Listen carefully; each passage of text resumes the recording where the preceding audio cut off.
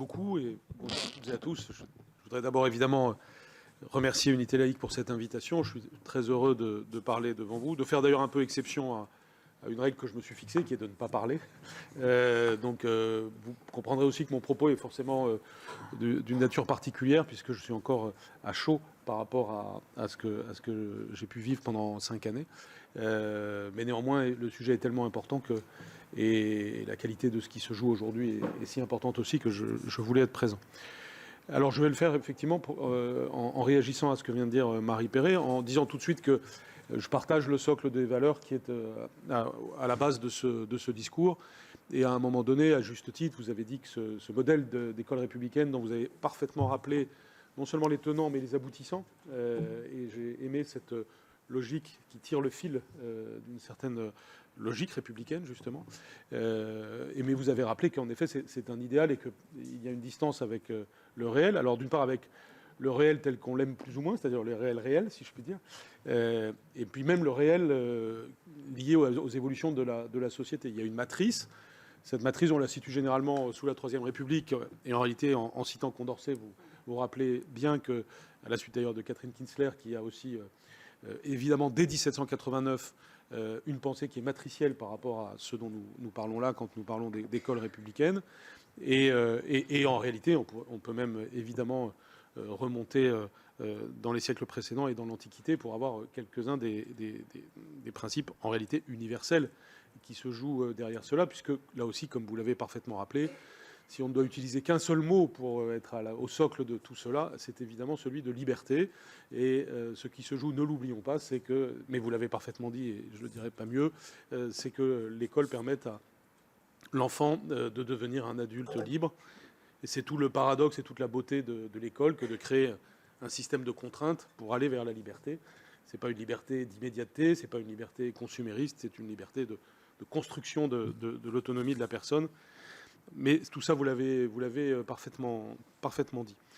Alors, est-ce que, pour autant, nous nous éloignons de l'école de la République? Je ne sais pas si c'est mon seule prise de parole ou si après, donc je ne vais pas être trop long pour que chacun s'exprime, commencer par Jérôme Guedj, bien sûr, et puis pour réagir sans doute à d'autres angles de la question. Mais je voudrais faire preuve, disons, d'optimisme, pour le dire comme ça, par rapport aux enjeux que vous avez pointés. Non pas par opposition à ce que vous venez de dire, parce que je pense qu'il faut bien planter le décor comme vous l'avez fait, mais pour dire que nous ne serions pas, de manière un peu platonicienne, dans une sorte de déclin permanent du sujet. D'abord parce qu'il n'y a jamais eu de passé parfait en la matière, et il y avait bien des angles morts de l'école de la Troisième République, même si nous l'aimons beaucoup, cette école. Et ensuite parce que le réel est évidemment rationnel, d'une part, mais aussi fait de beaucoup de nuances. Et évidemment, en vous écoutant à l'instant, j'avais des moments de grande adhésion, puis des moments de moins grande adhésion. Et je crois qu'il y a parfois des sociologues qui ont des outils pour ça. Vous savez, vous avez un curseur quand vous écoutez, et les auditeurs ont un curseur et disent leur degré d'adhésion. Alors, à un moment, il y a eu 2 petites montagnes russes, mais c'est normal, c'est le débat. Et encore une fois, alors je vais évidemment venir à ces montagnes russes et à mes points de grand accord et mes points de désaccord. Sur les points d'accord, il y a évidemment tout ce que je viens de dire d'une part. Il y a le fait que d'emblée, et c'est essentiel, vous avez rappelé le fait que la question des savoirs fondamentaux est évidemment nodale. Si on parle de laïcité, on doit d'abord parler de liberté. Et si on parle de liberté, on parle des conditions de la liberté. Et si on ne sait pas lire, écrire, compter, on a évidemment des handicaps majeurs dans la vie et qui sont en contradiction totale avec l'idéal républicain. Donc, le lire, écrire, compter de l'école primaire est essentiel. Comme vous le savez, j'y ai ajouté un respecter autrui que je considère important, y compris pour le débat qui s'amorce là, parce que vous avez à plusieurs reprises opposé, disons, instruction et éducation. C'est une dichotomie classique. En même temps, ce sont de grands républicains qui ont changé le nom du ministère de l'Éducation nationale, d'instruction publique en ministère de l'Éducation nationale. Et l'opposition entre instruction et le reste des choses n'est peut-être pas complètement binaire. Parce que dans l'éducation, on peut inclure les valeurs. À un moment donné, vous avez dit que l'école ne devait pas transmettre des croyances ou des opinions, et vous avez évidemment totalement raison, mais elle transmet, me semble-t-il, et on pourrait en discuter et faire des comparaisons que la philosophe que vous êtes aurait plus d'habileté que moi peut-être à faire, mais sur la distance qu'il y a entre valeur et, opinion. Mais le fait est que, à mes yeux, l'école transmet des valeurs, et c'est pourquoi, au rang des savoirs fondamentaux, je mets la question du respecter autrui qui, pour moi, englobe ce que nous avons à mettre pour un enfant au chapitre des valeurs de la République et évidemment comporte la laïcité comme conséquence. C'est pourquoi j'ai moins de problèmes que vous avec cette notion d'éducation, non pas parce que j'adhérerais à ce que vous avez à juste titre pourfendu, c'est-à-dire une école chargée de tout et en particulier de remplacer les familles ou d'absorber les tendances de la société. Vous avez raison, évidemment. Mais parce que je pense que les enfants ne sont pas des êtres abstraits, qu'ils arrivent de réalités qui sont complexes, et que l'école, que ça nous plaise ou non, évidemment, on aimerait qu'elle n'ait pas à le faire, mais elle est en situation de compenser bien des choses. Et donc, comme nous n'avons pas une société idéale, nous ne pouvons pas avoir une école théorique, je dirais. Et je vous donnerai un seul exemple, hein, mais pendant le confinement, celui de mars, avril, mai 2020, comme vous le savez, il a fallu agir fortement pour déconfiner au plus vite et contre beaucoup d'obstacles. Et il y avait des raisons pour cela. Hein, et l'une des raisons, évidemment que la raison fondamentale, c'était aller à l'école pour tous les enfants. Mais une autre raison, c'est qu'il y avait des enfants qui ne mangeaient pas à leur faim et tous les problèmes psychologiques, les problèmes de cantine, les problèmes d'alimentation, les problèmes de tous ordres qu'il y avait, et qu'on peut ranger au rang de ce que l'école n'a pas à faire, n'est-ce pas ? Pour autant, l'école sert la dimension sociale de la République quand elle répond à cet enjeu.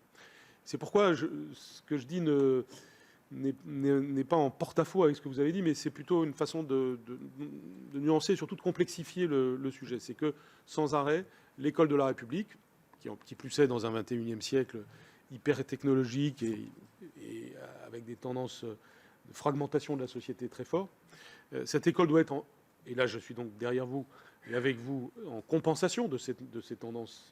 Elle ne doit pas les épouser, elle doit les compenser. Mais en même temps, elle doit répondre à des problèmes qui se posent aux enfants et qui ont trait au cadre que l'on doit avoir pour aider les enfants à grandir. Et l'école de la Troisième République a inventé, elle ne l'a pas inventé, mais disons, elle a promu les internats, qui étaient typiquement une prise en compte de cette réalité. Donc moi, je me garde souvent d'opposer instruction et éducation. J'ai décidé un jour que j'épousais la notion d'éducation nationale et ne me contentais pas de la notion d'instruction. Bien sûr, pas par opposition à l'instruction, ça va de soi, mais tout simplement en ayant une sorte de deuxième cercle concentrique de ce qu'est le rôle de l'école.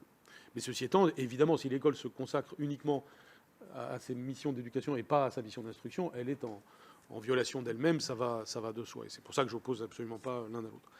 Donc, une adhésion profonde à l'idée que l'école prépare l'enfant qui devient élève à la liberté, et ça c'est essentiel. Et puis ensuite une insistance sur les conséquences que ça a sur le plan non seulement éducatif, je viens d'en dire deux mots, mais sur le plan pédagogique. Et là-dessus, je voudrais donc faire preuve d'un peu cette fois-ci non pas de réalisme, disons que c'est comme ça qu'on peut qualifier ce que je viens de dire, mais d'optimisme. Bien sûr, si vous aviez eu un discours ultra optimiste, je serais peut-être en train de prendre un autre contre-pied, puisque je ne méconnais pas toutes les difficultés de l'école actuelle. Mais néanmoins, il y a des choses qui vont bien. D'abord, sur ce point, comme sur tous les autres, et quand on abordera les problèmes de laïcité, on aura aussi à mentionner des phénomènes parfois graves. Mais il ne faut jamais oublier que notre société met la loupe sur tout ce qui ne va pas. Et pour moi, qui suis allé dans des centaines d'écoles, de collèges et de lycées depuis des années et des années, je voudrais dire à quel point je vais dans des endroits où ça va bien aussi, où il y a des enfants qui savent bien lire, écrire et compter, où des professeurs sont heureux. Je vois des concours où de nombreux professeurs postulent. C'est pas dans toutes les disciplines qu'il y a une panne de vocation. Des élèves, nous avons créé par exemple les classes préparatoires au professorat des écoles dès après le baccalauréat, qui a eu très peu d'écho, mais qui est un progrès très important. Quand vous visitez ce genre d'endroit, vous voyez juste des jeunes femmes et des jeunes hommes qui vont se dédier à l'éducation nationale de manière parfaitement républicaine et encourageante. je cite à la volée quelques exemples de ces choses qui vont. Mais la chose qui va mieux, et que, évidemment, sur laquelle j'ai à cœur d'insister, c'est l'amélioration des savoirs fondamentaux à l'école primaire. L'étude qui vient de sortir, l'étude CEDRE qui vient de sortir, peut commenter, parce qu'elle ne suppose pas non plus que nous fassions de grands cocoricots. Mais enfin, c'est la première fois en 20 ans où on mesure très régulièrement la question de la compétence des enfants, qu'il y a une remontée du niveau des élèves. Et une remontée qui ne s'observe pas encore à l'âge du collège, ce que j'assume parfaitement, puisqu'il faut du temps pour que les choses produisent pleinement leurs effets, mais il n'y a pas non plus de dégradation au collège. C'est le produit d'une stratégie qui continue, je crois, et cette stratégie que je ne vais évidemment pas détailler, qui ne se résume pas au dédoublement des classes, qui là aussi montre la dimension sociale de l'école articulée à la dimension de l'instruction, et qui touche quand même 400 000 enfants par an, et que d'ailleurs cette enquête SEGRE ne mesure pas vraiment, puisqu'elle mesure des enfants qui sont antérieurs aux premiers effets de cette réforme, mais elle mesure quand même les premiers effets de ce qu'on a appelé le plan français, le plan mathématique, de l'impact sur les écoles, des évaluations de début d'année. Là aussi, le mot évaluation parfois fait peur dans le type de discours que vous avez eu, mais je dirais qu'il y a évaluation et évaluation, et que l'école de la République sait et saura évaluer. C'est même très souhaitable, et notamment bien connaître le niveau de chaque enfant de façon à lui apporter une réponse appropriée. Et donc, un message simple, s'il y a bien une chose que j'ai envie que tout le monde retienne ce matin sur le sujet, c'est que, vous savez, on cite, et vous l'avez fait aussi très souvent, l'enquête PISA. C'est vrai que c'est quelque chose qui me donne de l'urticaire. Là, mon curseur était tout en bas. Parce que tout simplement, elle date de 2018 et qu'elle concerne des élèves de 15 ans. Donc, quand, depuis 5 ans, on s'est battu pour la remontée du niveau, notamment des élèves de l'école primaire, et que dans le débat public, ce qu'on vous oppose, c'est sans arrêt une enquête de 2018 sur des élèves de 15 ans, en disant mais non, tout va toujours très mal, puisque des élèves de 15 ans de 2018 n'allaient pas bien. C'est forcément, du point de vue de la rigueur, quelque chose qui me houspille. Ce qu'il faut regarder, c'est plutôt les évaluations annuelles de CP, CE1, 6e, qui ne nous disent pas que tout va très bien, Madame la Marquise. Je ne sais pas du tout ce que je suis en train de dire. Le niveau reste évidemment bien. Il est toujours trop faible par définition, et il est en dessous de ce que l'on peut souhaiter. Mais ce sont des sujets qui prennent du temps. Et ce que je suis capable d'affirmer, c'est que simplement, aujourd'hui, les enfants arrivent au collège avec un niveau meilleur, et que c'est probablement quelque chose qui va continuer au cours des prochaines années, et que c'est la chose la plus importante qu'on puisse faire, et ça vous l'avez parfaitement dit, pour l'école de la République et pour les valeurs de la République. Et les témoignages sont nombreux aussi de professeurs de CM1, par exemple, qui voient arriver des élèves qui lisent de manière beaucoup plus fluide désormais. Donc je terminerai ce premier propos par ce point, c'est-à-dire que oui, en effet, et comme Condorcet l'écrivait, et comme vous l'avez fort bien rappelé, le peuple sera le tyran de lui-même si l'éducation n'est pas au rendez-vous. Et oui, en effet, l'affaissement du niveau, en particulier en matière de savoirs fondamentaux depuis plusieurs décennies, a pu préparer, en France comme dans beaucoup d'autres pays, une forme de vulnérabilité du corps social à des phénomènes comme les réseaux sociaux, la haine qui s'exprime en ligne ou ailleurs, la radicalité destructrice et toutes ces menaces qui sont arrêtées des menaces à la démocratie. Oui, 3 fois oui, c'est malheureusement la prédiction se réalise en partie, et nous devons être extrêmement vigilants par rapport à ça. Et oui, ceci a un impact aussi sur la laïcité, parce qu'il y a une moins grande vigilance, et puis que des choses qui paraissaient évidentes il y a encore 20 ou 30 ans ne le sont plus pour toute une partie de la jeunesse. Et donc nous nous sommes créés une vulnérabilité en affaissant les savoirs fondamentaux et la culture générale. C'est tout à fait vrai. Est-ce que pour autant nous sommes sur cette pente aujourd'hui ? Je ne crois pas. Je crois qu'il y a des tendances lourdes de la société qui vont dans le mauvais sens, notamment au travers d'Internet, mais qu'en revanche, l'école peut encore être dans son rôle de compensation pour donner des outils aux futurs citoyens face à cela, mais aussi pour savoir utiliser, il ne faut pas voir toutes ces tendances de la société en négatif, pour utiliser les outils qui sont donnés pour créer une société plus républicaine.